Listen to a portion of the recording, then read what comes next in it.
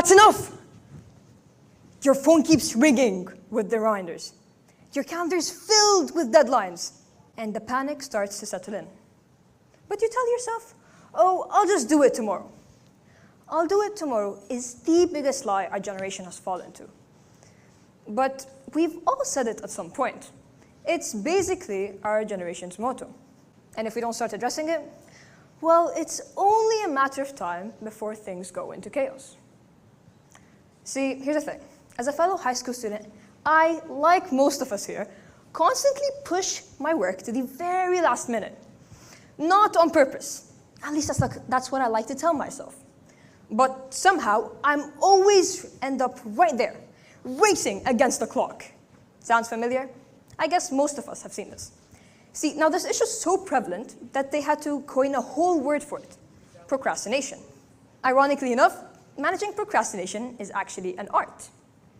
Now, before you go and imagine a beautifully framed picture of unfinished homework, hold up, let me explain. When I say managing procrastination is an art, let me talk about procrastination first. People see it as a bad habit. Procrastination isn't just a bad habit, though. The art of procrastination in itself is nothing short of a paradoxical concept. On one hand, we have art, which is seen as beauty and inspiration, something that inspires people. And on the other, well, we have procrastination, which is seen as the bane of productivity, something that brings nothing but stress, guilt, and dread, all those negative feelings that build up inside of you. So how can I stand before you and say, oh, leaving work to the last minute? That is such a beautiful art.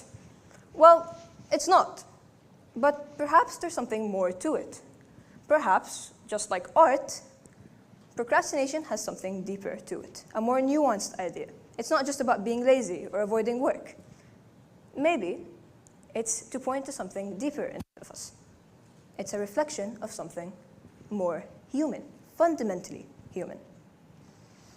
Okay, I hear it too. This all may sound a little too philosophical for a speech about procrastination.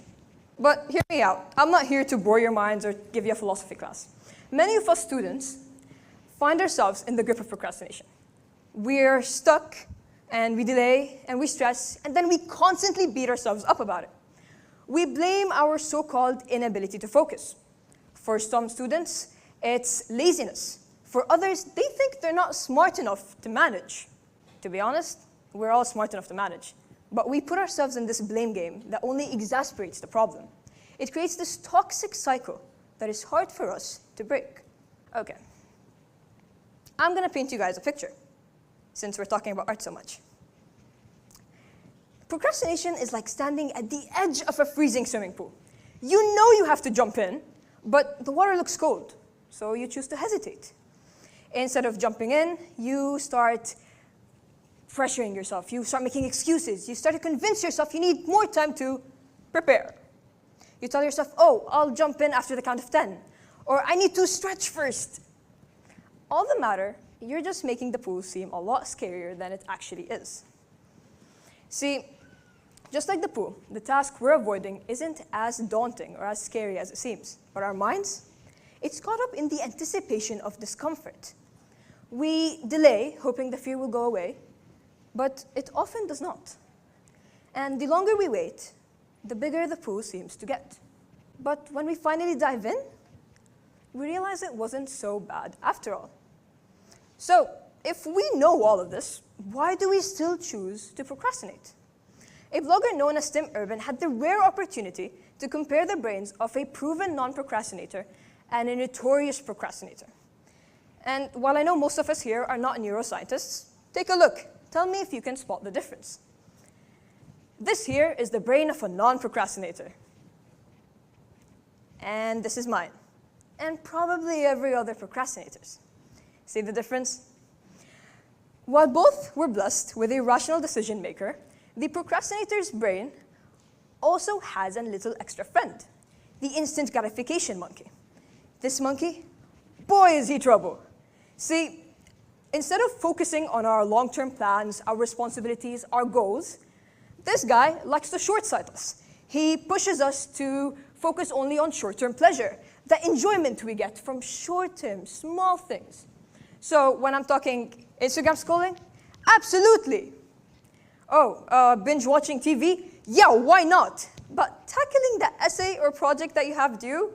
Yeah, not happening. Sorry, guys. See, the monkey is the perfect illustration of why we procrastinate. It's not just laziness. It's often tied to something deeper. Fear. Fear of failure, fear of not meeting expectations, and let's not forget our favorite, perfectionism. We hesitate because we're afraid of falling short of society, of what those expect of us, and so much more. And the more we hesitate, the more anxious and fearful we become.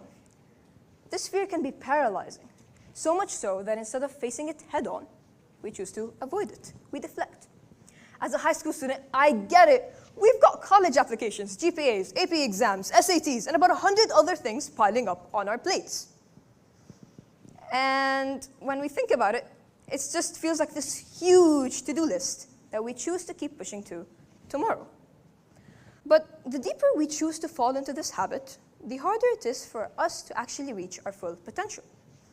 And believe me, you're talking to a master procrastinator here. I've seen both sides. I know the sheer terror of finishing everything in the last minute versus the calm of working at a steady pace. Guess which side I usually end up on? See, breaking a cycle takes a lot more than just willpower, although, unfortunately, that's the focus. It takes understanding, and it's time we chose to understand that procrastination isn't just a reflection of our abilities. Instead, it's a coping mechanism for our deeper fears. By recognizing this, we can finally start to move forward and break free from the guilt and the stress that come with it. So, first, acknowledge the fear. Recognize that procrastination is usually tied to something deeper. This is not just about fear here. I'm talking about the fear of not being perfect, the fear of not meeting expectations, all of what society puts on you. Once you recognize this fear, guess what? You're already halfway there in one step. That's a huge thing. Second, make your task manageable. I'm not saying tackle everything at once. That is overwhelming. Instead, take the task, cut it up, make it manageable. Cut it into smaller pieces. Third, and this one's my favorite, trick your brain into starting. See, tell yourself that you want to start in 5 minutes, and actually do start in 5 minutes. Usually starting is the hardest part, but once you're in a flow, it's a lot easier to continue and stay focused on what you're working on. And fourth, set your environment, whether it's visual reminders or limiting distractions. See, you can work with anything here. I'm talking calendars, Post-its, God, even a huge neon sign. Who cares? As long as it works for you. And when I say limit distractions here, I am looking at you, social media. And lastly, celebrate progress, no matter how small. Even if you didn't finish everything at once or everything that was on your plate for that day, at least you started. And that always counts towards something. Don't beat yourself for the small steps. So, in the end, maybe procrastination is an art. Not because it's beautiful or perfect, but because it's messy, complex, and very human. Now, let me be clear. I'm not here to preach or tell you that I have it all figured out. Far from it. In fact, full disclosure here, this very speech, I procrastinated it. Don't worry, the irony is not far from me. I see it too. So if you're sitting there in the crowd thinking, oh, this habit, I can't seem to shake it, trust me, I'm right there with you. I know that you need to figure it out, and I'm right there figuring it out with you as I go. I know it seems far-fetched, but look around you. Think of some of the greatest minds that come to your mind. Most of them were actually master procrastinators too. Take a look. You probably know someone with an iPhone, maybe an entire Apple ecosystem. Guess what? Steve Jobs, the creator of Apple, he was a master procrastinator too. So good things can come from procrastination. So the next time you're standing at the edge of that metaphorical pool, about to push something off, pause, take a breath, and dive in. You'll find out it's not as cold as you thought it would be. Sometimes we just need to trust in the process. And maybe when you take that swim, hey, you'll actually enjoy it. You never know. Thank you. This was Bassim.